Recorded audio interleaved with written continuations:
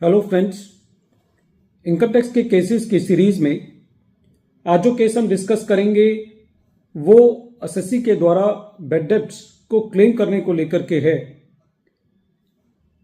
Present case में Bombay high court के सामने ये इशू था कि यदि एसएससी अपनी बुक्स ऑफ अकाउंट्स के अंदर किसी डेटर को एज ए बैड डेब्ट राइट ऑफ कर देता है तो क्या ये एसएससी की जिम्मेदारी है कि एसएससी को ये प्रूव करना है कि वो एक्चुअली में वो अमाउंट अब इररिकवरेबल है या खाली एसएससी के द्वारा उस अमाउंट को एज ए बैड डेब्ट क्लेम कर देने से एसएससी को सेक्शन 36 सबसेक्शन 1 क्लॉज 7 के अंदर उसकी डिडक्शन मिल जाएगी।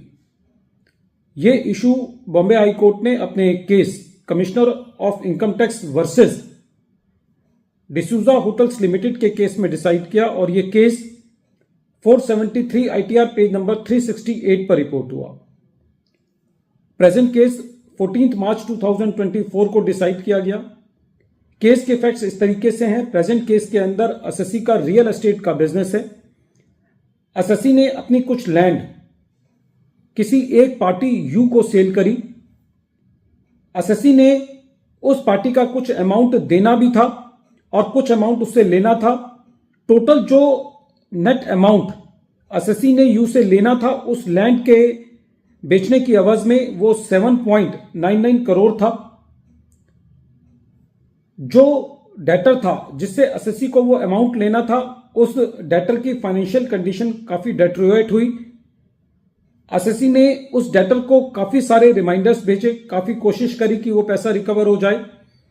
जो डेटर था उसका शेयर प्राइस पहले 546 रुपीज था जो कि घट करके 18 रुपए रह गया। जो डेटर था यू उसको अपनी काफी सारी प्रॉपर्टीज को सेल करना पड़ा और जब भी एसएससी ने उससे कांटेक्ट करने की कोशिश करी तो उसने एसएससी के कम्युनिकेशंस का कोई भी रिस्पांस नहीं दिया और एसएससी इस नतीजे पर पहुंचा कि अब वो अमाउंट रिकवरेबल नहीं है। इसलिए एसएससी ने अपना एक रेजोल्यूशन पास करके ये डिसाइड किया कि उस अमाउंट को बुक्स ऑफ अकाउंट्स में राइट ऑफ किया जाएगा और एसएससी ने अपनी बुक्स ऑफ अकाउंट्स में बैड डेब्ट की एंट्री पास करी। जब असेसमेंट प्रोसीडिंग्स चल रही थी तो लर्नेड असेसिंग ऑफिसर का यह मानना था कि एसएससी ये साबित नहीं कर पाया है कि एक्चुअली में ये अमाउंट अब रिकवरेबल नहीं है। इसलिए एसएससी को सेक्शन 36 सबसेक्शन 1 क्लॉज 7 के अंदर बैड डेब्ट की डिडक्शन नहीं दी जा सकती। ट्रिब्यूनल ने एसएससी की अपील को अलाउ किया।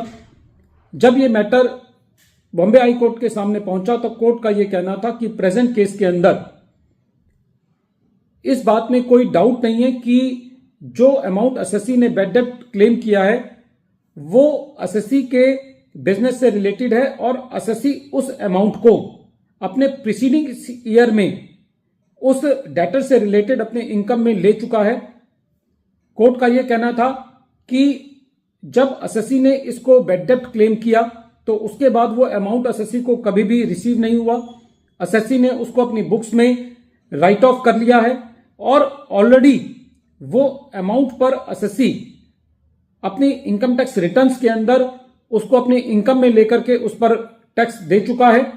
कोर्ट का यह कहना था कि प्रेजेंट केस के अंदर जो डेटर है और जो एसएससी है उसके बीच के में डेटर और क्रेडिटर का रिलेशन है। इसलिए सारे फैक्ट्स एंड सर्कमस्टांसेस को देखते हुए जो एसएससी का क्लेम है वो सेक्शन 36 सबसेक्शन 1 क्लॉज 7 और सेक्शन 36 सबसेक्शन 2 के मुताबिक उसको दिया जाना चाहिए और एसएससी के ऊपर कोई भी ये बर्डन नहीं है कि वो ये प्रूव करे कि ये अमाउंट इररिकवरेबल है। यदि एसएससी ने उसको बैड डेब्ट क्लेम कर लिया है तो वो सफिशिएंट है।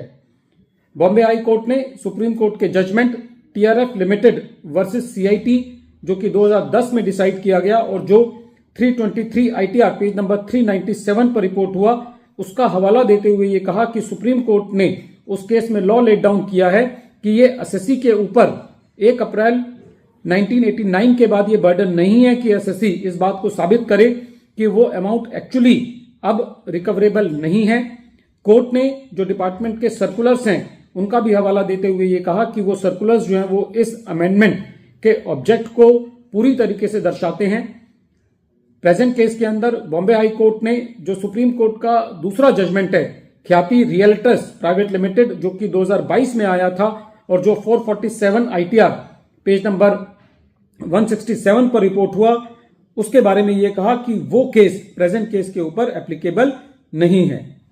वीडियो के अंत में एक बार फिर मैं केस का नाम रिपीट कर रहा हूं। केस का नाम है commissioner of income tax versus D'Souza hotels limited और ये केस 473 ITR पेज नंबर 368 पर रिपोर्ट हुआ और इस केस का जजमेंट 14 मार्च 2024 को आया।